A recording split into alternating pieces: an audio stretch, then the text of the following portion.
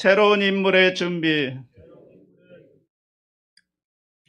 새로운 시작은 항상 새로운 준비가 필요합니다. 우리가 인생을 살다 보면 어떤 인생의 분기점을 맞이할 때가 있고 전환점 또는 갈림길을 맞이할 때가 있습니다. 이러한 변화의 순간을 가장 잘 보여주는 성경에 오늘 우리가 읽은 여호수아 1장입니다. 위대한 민족의 지도자 모세가 죽고 그 뒤를 이어서 여호수아가 바톤을 이어받는 놀라운 전환점에 서 있습니다. 여호수아 1장 1절 보십시오. 야훼의 종 모세가 죽은 후에 야훼께서 모세의 수종자 눈의 아들 여호수아에게 말씀하여 이르시되. 여기서 이제 하나님께서 모세의 임무를 여호수아에게 바톤 터치하는 전환점입니다. 모세에게는 출애굽 사명을 주셨죠. 그런데 여호수아에게는 가나안 땅 정복의 사명을 주시면서 이 요단을 건너 가나안 땅으로 들어가라 말씀하시죠. 새로운 시대의 문을 열라는 것입니다. 그러면서 중요한 것이 준비하는 게 중요하다는 겁니다. 준비가 되어 있어야 새로운 시대를 열 수가 있다는 것입니다. 11절 보십시오. 진중에 두루 다니며 그 백성에게 명령하여 이르기를 양식을 준비하라. 사흘 안에 너희가 이 요단을 건너 너희의 하나님 야훼께서 너희에게 주사 차지하게 하시는 땅을 차지하기 위하여 들어갈 것임이니라 하라. 준비라는 단어가 굉장히 중요하죠. 성경에 나오는 지혜로운 자의 특징은 뭐냐면 미래를 준비하는 것입니다. 미래를 준비하지 않는 사람은 지혜로운 사람이 아니라는 것입니다. 하나님은 늘 앞서서 준비하시고 그리고 미래를 내다보시면서 준비하시는 것을 볼 수가 있습니다. 새로운 시대의 가장 중요한 것은 새로운 인물을 준비시키는 게 제일 중요하겠죠. 그 사람이 바로 여호수아가 준비된 사람입니다. 하나님은 참 멀리 보십니다. 모세를 역사의 무대에 등장시키면서 40년 후에 모세의 뒤를 이을 여호수아를 준비하시는 것을 보면 참 놀랍습니다. 이것은 우리가 반드시 배워야 할 또 하나의 지혜라고 생각을 합니다. 그렇다면 오늘 우리가 배울 수 있는 교훈과 지혜는 무엇일까요? 첫째로 하나님은 새로운 시작을 위해 새로운 인물을 준비시킨다는 거죠. 먼저 모세를 준비하시고 사용하신 다음에 이제 여호수아를 준비하는데 여호수아를 아주 철저하게 준비하는 것을 볼 수가 있습니다. 여호수아가 무엇을 어떻게 준비했는가? 오늘 우리가 이것을 잘 보고 배워야 합니다. 하나님께서도 우리를 쓰시기 위해서는 준비하는 과정이나 원리를 우리가 배우고 알아야 우리도 그렇게 준비되어서 하나님께 쓰임받을 수가 있기 때문입니다. 첫째로 하나님은 고난을 통해 새 인물을 준비한다는 거죠. 여호수아는 히브리 노예 아들로 태어났죠. 그의 아버지도 노예였고 그의 할아버지도 노예였고 그의 증조 할아버지도 노예였습니다. 여호수아가 역사의 무대에 성장할 당시에는 이스라엘 민족의 가장 고통스러운 때, 그때 하나님이 여호수아를 선택한 것을 볼 수가 있습니다. 하나님이 모세를 통해 역사하시고 또 여호수아를 통해 역사하신 그때가 굉장히 중요한 때인데 그것은 이스라엘 민족이 아주 고통스러웠던 때라는 거예요. 아주 고통의 절정에 달했을 때 하나님이 모세를 선택하시고 여호수아를 선택해서 사용한 것을 볼 수가 있습니다. 출애굽기 3장 7절 보십시오. 야훼께서 이르시되 내가 애굽에 있는 내 백성의 고통을 분명히 보고 그들의 감독자로 말미암아 부르짖음을 듣고 그 근심을 알고. 고통을 보았다. 부르짖음을 들었다. 근심을 알았다. 왜 하나님께서 역사의 무대에서 사용하신 사람들의 특징 가운데 고통이나 고난이나 가난이나 억울함이나 소외됨 이런 분들을 쓰실까요? 왜냐하면 배부른 사람들은 변화를 원치 않기 때문에 그렇습니다. 어떤 혁명이나 개혁이나 어떤 새로운 시대를 원치 않습니다. 그런데요, 절박한 사람들, 가난한 사람들, 고통 가운데 있는 사람들은 새로운 변화를 원하는 것입니다. 새로운 시대를 맞이하기를 원하는 거죠. 여러분, 이 여호수아는 그 당시 굉장히 어렵고 고통스러웠던 상황이기 때문에 그는 이제 새로운 시대를 열고 싶었던 겁니다. 왜냐하면 그 학대, 가난, 억압 속에 살았기 때문에 이제는 진정한 자유와 그리고 새로운 변화의 시대를 갈망했던 것입니다. 이게 이제 하나님이 여호수아를 사용하고 싶었던 이유인데요. 우리 인생 가운데도 가장 중요한 것은 뭐냐면 어떤 절박함이라든가 어떤 변화에 대한 갈망이 있어야 한다는 것입니다. 여러분, 우리가 뭔가 새로운 역사를 창조하려면 스스로가 어떤 헝그리 정신이 있어야 된다는 거죠. 여러분, 탁월한 사람들, 성공한 사람들 대부분은요, 헝그리 정신을 가지고 있었기 때문에 성공할 수가 있었던 것을 볼 수가 있습니다. 여호수아가 그런 사람이고 갈렙이 그런 사람이죠. 예수님의 제자들을 선택할 때도 보세요. 그 당시에 권력자들을 선택하지 않았다고요. 정말 가난하고 배고픈 사람들, 여러분 어려운 사람들을 선택하죠. 어부들을 선택하고. 그 당시에 인정받지 못했던 세리들, 그리고 열심당원들, 뭔가 새로운 시대, 새로운 변화를 원했던 사람들을 예수님이 선택해가지고 제자로 쓰신 것이죠. 새로운 시대에는 이렇게 절박한 정신을 갖는 게 필요합니다. 그래서 하나님이 쓰신 인물들은 대부분 고난을 통과하고 고생을 통과한 사람들이 거의 대부분입니다. 둘째로, 하나님은 좋은 만남과 교육을 통해 새 인물을 준비시킨다는 거죠. 만남과 교육. 하나님께서 모세를 여호수아에게 40년 동안 1대1로 교육을 받게 합니다. 40년입니다. 이게 중요한 겁니다. 모세와 여호수아가 40년 동안 1대1로 교육을 받고 때로는 갈렙과 함께 교육을 받는 것을 보게 됩니다. 여호수아 1장 7절 보십시오. 오직 강하고 극히 담대하여 나의 종 모세가 네게 명령한 그 율법을 다 지켜 행하고 우로나 좌로나 치우치지 말라. 그리하면 어디로 가든지 형통하리니. 모세가 네게 명령한 그 율법을 다 지켜 행하고 모세의 가르침을 받은 것입니다. 그러니까 무엇을 배웠느냐가 중요하죠. 그러나 더 중요한 건 누구에게 배웠느냐는 거예요. 여러분, 잘못된 만남은 정말 안 좋습니다. 잘못 만나면요, 잘못 배우잖아요. 여러분, 절대로 이단은 만나지 마십시오. 이단에 미혹되면 잘못된 가르침에 미혹되어서 여러분 인생을 파탄으로 이끄는 것입니다. 그래서 만남이 중요한 것 같아요. 그런데 그냥 만남이 중요한 게 아니라 목적 있는 만남, 하나님의 뜻을 이루기 위한 그런 만남을 가져야 된다는 거죠. 셋째로, 하나님은 실전을 통해 새 인물을 준비시킨다는 거예요. 여호수아는 가나안 땅을 정복해야 되기 때문에 전쟁의 경험이 필요했습니다. 그래서 아말렉과의 전투에 여호수아가 직접 나가서 전쟁을 하는 것입니다. 출애굽기 17장 9절 보십시오. 모세가 여호수아에게 이르되 우리를 위하여 사람들을 택하여 나가서 아말렉과 싸우라. 내일 내가 하나님의 지팡이를 손에 잡고 산꼭대기에 서리라. 모세는 기도하고 여호수아는 나가서 아말렉과 싸우라고 하시는데 그냥 나가서 싸우는 게 아닙니다. 여기 잘 보시면 사람들을 택했다고 했습니다. 사람들을. 그러니까 여러분, 전쟁이나 무슨 일을 하기 전에 사람을 선택하는 게 굉장히 중요한 거죠.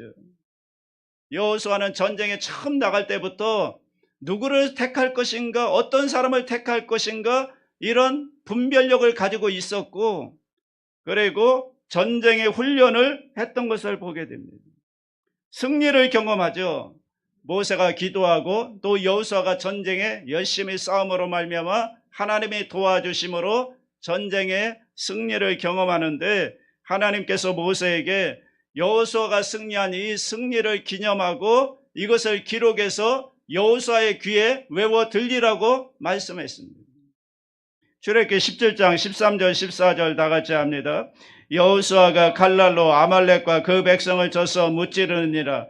야훼께서 모세에게 이르시되 이것을 책에 기록하여 기념하게 하고 여호수아의 귀에 외워 들리라. 내가 아말렉을 없이하여 천하에서 기억도 못하게 하리라.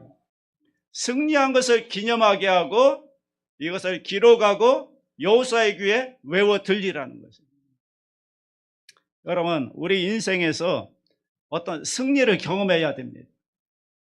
어떤 성공을 경험해야 됩니다. 그리고 그 승리한 것을 기념할 줄 알아야 됩니다. 왜냐하면 아이들이 교회에서, 여러분 학교에서나 잘하면 칭찬을 많이 해줘야 됩니다. 또 상을 좀 줘야 됩니다. 왜 그런가 하면 이런 것들이, 이런 승리의 경험들이 되는구나, 이렇게 하면 할 수 있구나, 이런 것을 심어주거든요. 그래서 우리가 인생을 살아가면서 어떤 승리한 경험들, 어떤 축복받은 경험들, 어떤 성공한 경험들이 있으면요, 우리가 인생을 살아가면서 또 도전할 수가 있고 하면 된다는 그런 성공 자긍심을 갖게 되기 때문에 승리를 경험하는 게 굉장히 중요하죠. 우리가 열심히 주일날 전도하는데 이 전도에 열매 맺는 이런 경험들이 있어야 한다는 거예요. 이런 경험들이 있어야 전도하면 되는구나, 전도하면 교회가 영혼이 구원받고 부흥하는구나, 이런 승리의 경험이 있어야 또 다음에 계속해서 할 수가 있는 것이죠. 여러분, 물론 실패도 있죠. 그러나 실패보다 승리한 경험들이 더 많으면 어떤 건전한 자긍심 같은 게 생기는 것입니다. 그게 둘째로 하나님께 선택받은 새 지도자의 특징을 아는 것이 지혜입니다. 여러분, 사람을 잘 선택을 하면 분별력이 있어야 되죠. 우리 자녀들이 결혼을 한다든가 또 직장에 들어간다든가 또는 어떤 사업을 할 때 분별력이 중요한 것이죠. 이것은 우리 삶 가운데 어떤 분기점을 마련하는 겁니다. 인생의 분기점 또는 갈림길에서는 잠시 멈춰 서야 됩니다. 잠시 멈춰 서서 기다려야 됩니다. 그리고 조명을 받아야 돼요. 빛을 받아야 돼요. 성령의 인도하심을 받아야 잘 선택해서 올바른 길로 나아갈 수가 있는 것입니다. 잘못 선택하면 큰일 나잖아요. 12명의 정탐꾼들 가운데 10명의 정탐꾼은 이 분기점에서 방향을 잘못 잡음으로 완전히 망해버렸죠. 그런데 2명의 정탐꾼은 인생의 갈림길에서 놀라운 선택을 잘함으로 축복받는 것을 우리가 보게 됩니다. 존 베일리라는 사람이 이런 말을 했습니다. 도로 주행 시 조명이 가장 절실한 곳은 분기점이라는 거예요. 어떤 분기점, 전환점, 갈림길에서는 우리가 잠시 멈춰 서서 조명을 받아야 한다는 거예요. 조명을 받고 올바른 선택을 해야 축복받는 인생을 살게 된다는 것이죠. 여러분, 뭔가 새로운 방향으로 움직이려고 할 때는 그때는 멈춰야 됩니다. 그리고 조명을 받아야 됩니다. 성령의 인도를 받아야 합니다. 하나님의 인도를 받아서 올바른 선택을 하고 잘 선택을 해서 방향을 제대로 잡고 나아가야 한다는 것입니다. 자, 여호수아 1장 있기 전에 사실은 민수기 13장에서 40년 전에 이미 이들은 분기점을 경험했습니다. 하나님께서 12명의 정탐꾼들 이제 가나안 땅에 보내는데 그 중에 10명의 정탐꾼은 돌아와서 악평하고 원망하고 온 이스라엘을 원망하게 만들었습니다. 그러나 2명의 정탐꾼만 하나님이 주신 땅이라고, 정말 젖과 꿀이 흐르는 땅이라고, 우리가 그 가나안 사람들을 정복할 수 있다고 얘기하는 거죠. 여러분, 이게 여론이라는 게 참 무서운데요. 이 여론몰이가 다 좋은 건 아닙니다. 온 이스라엘과 10명의 정탐꾼이 한 여론을 가졌지만 딱 두 사람만, 하나님의 뜻을 추구했던 사람은 딱 두 사람이죠. 여호수아와 갈렙. 그럼 하나님께서 어떤 사람을 선택하셨는가? 첫째로 새 역사를 창조하는 인물은 하나님의 뜻에 순종하는 사람이라는 거예요. 가나안 땅을 정복하는 게 하나님의 뜻입니까? 아닙니까? 하나님의 뜻이죠. 여호수아와 갈렙은 하나님의 뜻을 알았다는 거예요. 그런데 10명의 정탐꾼은 하나님의 뜻을 거역했어요. 가나안 땅에 들어가기 원치 않았어요. 돌아가자는 거예요. 애굽으로 돌아가자는 거예요. 민수기 14장 9절에 보시면 여호수아가 이런 말하죠. 다만 야훼를 거역하지는 말라. 그러니까 하나님이 기뻐하시는 뜻을 따라가라는 것입니다. 하나님이 원하시는 것은 가나안 땅인데 이들은 가나안 땅이 자꾸 싫다는 겁니다. 여기서 우리는 중요한 원리를 배울 수가 있습니다. 하나님은 우리가 싫어하는 것을 주지 않으신다는 거예요. 하나님은 인격자이기 때문에 아무리 좋은 것이 있다 할지라도 우리가 싫어하면 안 주신다는 거예요. 하나님이 우리에게 최상의 것을 주기 원하시지만 그것을 우리가 원하지 않으면 주실 수가 없습니다. 싫다는데 어쩌합니까?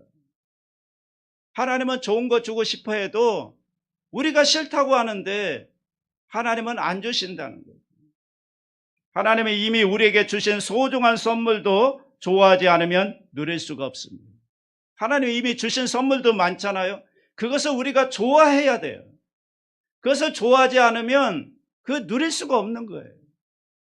하나님이 주신 것을 좋아하지 않으면 그 복된 기회를 누군가에게 빼앗기게 된다는 거예요. 사울왕 아시잖아요. 왕의 기름 부으심을 받았으니 얼마나 놀라운 축복입니까? 그런데 그 놀라운 기름 부으심과 그 놀라운 사명을 완수하지 않고 그냥 백성을 죽이는데 혈안이 돼가지고, 그것도 이스라엘 민족의 영웅 다윗을 죽이는데 혈안이 되어서 그 난리를 피우잖아요. 하나님이 면류관을 빼앗아가 버립니다. 여러분, 좋아하지 않으면 있는 것도 빼앗기게 됩니다. 둘째로 새 역사를 창조하는 인물은 미래지향적인 사람이라. 어떤 분은 자꾸 과거로 돌아가재, 옛날로 돌아가재.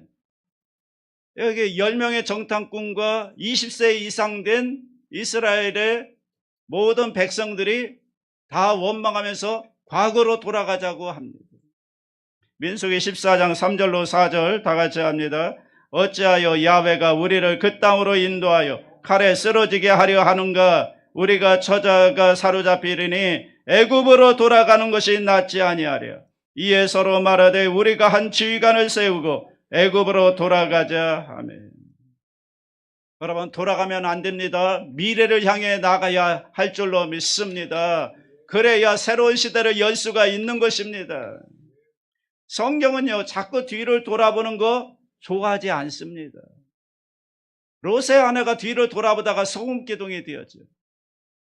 히브리서 10장 38절에 나의 의인은 믿음으로 말미암아 살리라. 뒤로 물러가면 내 마음이 저를 기뻐하지 않는다고 했습니다.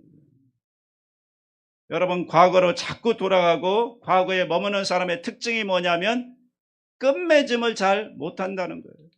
그래서 세 번째, 새 역사를 창조하는 인물은 끝맺음을 잘할 줄 아는 사람이라는 거예요. 끝맺음을 잘 못하는 사람은 늘 과거에 매여 있어요. 과거를 떠난다는 건 쉬운 건 아니지만 과거를 떠나지 않으면 미래를 향해 나갈 수가 없습니다. 여러분의 인생은요, 만나고 헤어지는 거잖아요. 만남이 있으면 헤어짐이 있어요. 여러분, 이 만남도요, 유효기간이 짧아요. 어떤 만남은 유통기한이 짧아요. 뭐 긴 만남도 있지만 대부분 다 짧아요. 그래서 헤어질 수도 있는 거죠. 그런데 떠났는데 떠난 사람을 자꾸 생각하고 그런 건 좋은 게 아니라는 거예요. 떠났습니까? 끝맺음을 하라는 거예요. 그래야 새로운 만남이 이루어지는 거예요. 과거의 사람에 매여 있으면 새로운 만남을 가질 수가 없잖아요. 여러분, 돌이킬 수 없는 과거, 돌이킬 수 없는 사람에 매여 있는 것, 돌이킬 수 없는 어떤 상처, 어떤 아픔, 이 과거에 매여 있는 것 좋은 것 같지 않습니다. 여러분, 실패했습니까? 거기서 끝내십시오. 인정하십시오.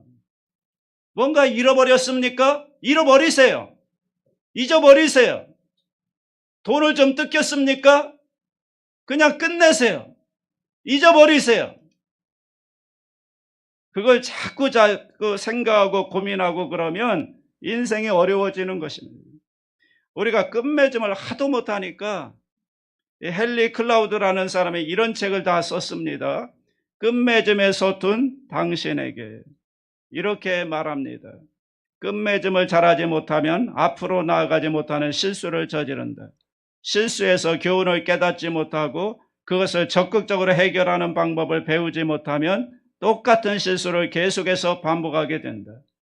끝맺음을 잘하고 경험을 활용하는 방법을 배우면 과거 우리의 발목을 잡았던 행동 패턴을 극복할 수가 있다. 끝맺음은 삶의 모든 면에 속해 있다. 끝맺음을 잘하면 삶의 시기를 적절히 통과하게 되며 고통을 끝내고 더 많은 성장을 이루어 개인적인 삶의 목표와 비즈니스 목표에 도달할 수 있다. 이렇게 끝맺음은 희망을 가져다 준다. 그리고 우리를 행복에 도달하게 한다. 여러분, 끝맺음이 있을 때 미래를 향해 전진하게 한다는 것입니다. 그래서 끊을 건 딱 끊어야 됩니다. 매듭을 지어야 새로운 만남이 있습니다.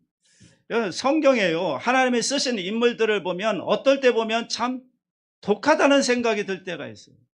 아주 매정합니다. 끝맺음이 확실합니다. 요셉 같은 경우 보십시오. 보디발의 아내가 유혹을 하니까 노 하고 끊어버리잖아요. 에스더 같은 경우는 죽으면 죽으리다. 뭐 이런 사람들을 하나님이 좋아하시고 쓰시는 것 같습니다. 매듭을 딱 짓고 끝내버리는 것입니다. 넷째로 새 역사를 창조하는 인물은 믿음의 언어를 사용하는 사람이라는 거예요. 10명의 정탐꾼들은 늘 원망하고 악평을 했습니다. 언어가 얼마나 중요한데, 여러분, 불신앙의 언어, 부정적인 언어, 안 된다고 하는 말, 이런 말 쓰면 안 되는 거죠. 성경에 하나님이 뭐라고 말씀했는가 하면 너희 말이 내 귀에 들린 대로 행해 주겠다고 했습니다. 그러니까 우리 언어가 얼마나 중요합니까? 우리 언어가 우리의 미래를 만드는 겁니다. 자, 민수기 14장 27절 30절 다 같이 합니다. 나를 원망하는 이 악한 이중에게 내가 어느 때까지 참으랴. 이스라엘 자손이 나를 향하여 원망하는 바 그 원망하는 말을 내가 들었노라. 그들에게 이르기를 야훼의 말씀에 내 삶을 두고 맹세하노라. 너희 말이 내 귀에 들린 대로 내가 너희에게 행하리니 너희 시체가 이 광야에서 엎드러질 것이라. 너희 중에서 20세 이상으로서 계수된 자 곧 나를 원망한 자 전부가 여분네 아들 갈렙과 눈의 아들 여호수아 외에는 내가 맹세하여 너희에게 살게 하리라. 한 땅에 결단코 들어가지 못하리라. 그러니까 이 원망하는 언어를 바꾸지 않으면 안 된다는 거예요. 그래서 조용기 목사님이 참 위대한 게 이 언어의 중요성을 안 거예요. 이 말하는 대로 인생이 펼쳐진다는 걸 알았기 때문에 성도들에게 항상 강조하는 게 긍정적인 언어, 축복의 언어를 하라는 거예요. 그것이 우리의 미래를 만든다는 거예요. 개그우먼 가운데 이성미 집사님 아시잖아요. 이분이 예수 믿고 신앙생활 정말 잘하는 분인데 다 좋았는데 이 언어, 말을 못 고쳤다는 거예요. 이게 안 고쳐졌다는 거예요. 저분이 욕을 얼마나 잘하는지 자기 자녀들에게 욕을 하는데 보통 욕이 아니라 아주 쌍욕을 한다. 이 찢어 죽일 놈아 뭐 이런 욕을 한다는 거예요. 이게 잘 안 고쳐진다는 거예요. 한 번은 기도하는데 하나님께서 그러시더래요. 너 자녀한테 한 말 그대로 내가 해줄까? 충격을 받은 거예요. 자기가 자녀에게 평소에 욕을 쌍욕을 하는데 그대로 해주면 어떻게 되겠습니까? 그래서 말이 우리 미래를 만들어가요. 여러분, 가수들도요, 노래 제목들, 노래 부르는 것들 보면 슬픈 노래를 부르는 사람들은 일찍 죽더라고요. 희한하더라고요. 그 노래 따라 가는 걸 볼 수가 있습니다. 이게 통계적으로 나왔대요. 그래서 이 언어가 부정적이면 여러분의 미래가 부정적이 되고요. 여러분의 언어가 긍정적이면 여러분의 미래가 긍정적이 되고, 여러분의 축복의 말, 감사의 말을 자주 하면 여러분의 미래가 그렇게 된다는 거예요. 말대로 된다는 거예요. 왜냐하면 하나님이 들으시고 그 말대로 행해 주시겠다고 했기 때문에. 여러분, 언어가 한 사람의 품격을 결정하는 거예요. 어떤 분은 자꾸 욕을 해요. 뭐 암컷이라는 등 이런 말을 품격이 떨어지잖아요. 여러분, 인간의 됨됨이가 있는데 그 인간의 됨됨이는 이 언어 가운데, 이 말투 가운데 그 됨됨이가 드러나는 것이죠. 그래서 하나님이 원망하는 이스라엘 백성들을 40년 동안 완전히 개조시킵니다. 어떻게 개조시키냐면 감사하는 민족으로 바꿔버려요. 그래서 감사하는 민족으로 바꿔서 나중에 시편에 보면 감사의 시가 얼마나 많이 나오는지 몰라요. 다윗의 시대 때는 감사로 기도하고 감사로 예배하는 자를 선택해서 하나님을 찬양하게 만든 것을 볼 수가 있습니다. 여호와께 감사하세, 그의 인자하심이 영원하시도다. 계속 감사하는 민족이 되는 거죠. 여러분, 이게 문화입니다. 우리 교회의 문화도 여러분 이런 좋은 문화로 바꿔야 합니다. 교회 안에서 욕하는 거 없어져야 되고, 반말하는 거 없어져야 되고, 상대방을 존중하는 언어, 축복하는 언어, 감사하는 언어가 문화가 돼야 돼요. 그런 문화가 될 때 이 교회 미래가 있는 것이죠. 여러분, 우리의 언어가 미래를 만들어 간다는 것, 우리의 언어가 우리의 삶을 풍요롭게 만들어 간다는 걸 잊지 마시기 바랍니다. 다섯 번째, 새 역사를 창조하는 인물은 새 땅의 지도를 소유한 사람이라는 거죠. 이 지도가 방향을 가르쳐 주잖아요. 속도보다 중요한 게 뭡니까? 방향이 중요하잖아요. 방향을 올바로 잡고 속도가 있을 때 그게 최고로 좋은 것이죠. 보세요. 모세는 애굽의 지도를 가지고 있었습니다. 그리고 애굽의 궁중의 지도를 가지고 있었습니다. 그래서 바로 왕을 만난 것입니다. 그리고 광야의 지도를 가지고 있었습니다. 그래서 40년 동안 이스라엘 백성들을 광야로 인도할 수가 있었습니다. 그런데 모세는 가나안 땅의 지도가 없어요. 가나안 땅에 들어가 본 적이 없어요. 가나안 땅의 지도를 누가 가지고 있느냐면 여호수아가 가지고 있는 거예요. 40년 전에 12정탐꾼이 가서 가나안 땅의 지도를 그려온 것입니다. 가나안 땅의 지도를 가지고 있어요. 이 지도란 뭔가 새로운 시대, 새로운 변화를 의미하는 것입니다. 여러분, 지금 시대가 얼마나 바뀌었습니까? 여러분, 아이들을 보고 내가 옛날에 비디오 밤새도록 보았다 얘기하면 아이들 못 알아듣습니다. 비디오가 뭐야? 못 알아들어요. 시대가 바뀌었어요. 새로운 시대예요. 새로운 시대에는 새 땅의 지도가 있어야 된다는 거예요. 여러분, 새 땅의 지도를 가진 사람이 새 땅에 들어간다는 거예요. 여호수아가 가나안 땅의 지도를 가지고 있었기 때문에 여호수아가 가나안 땅에 들어갔던 거예요. 모세는 가나안 땅의 지도가 없었기 때문에 가나안 땅에 못 들어간 거예요. 새 땅의 지도를 가진 지도자가 사람들을 새 땅으로 인도할 수가 있습니다. 여러분, 새로운 시대는 새로운 양식이 필요하고 새로운 그릇이 필요하고 새로운 방법이 필요한 것입니다.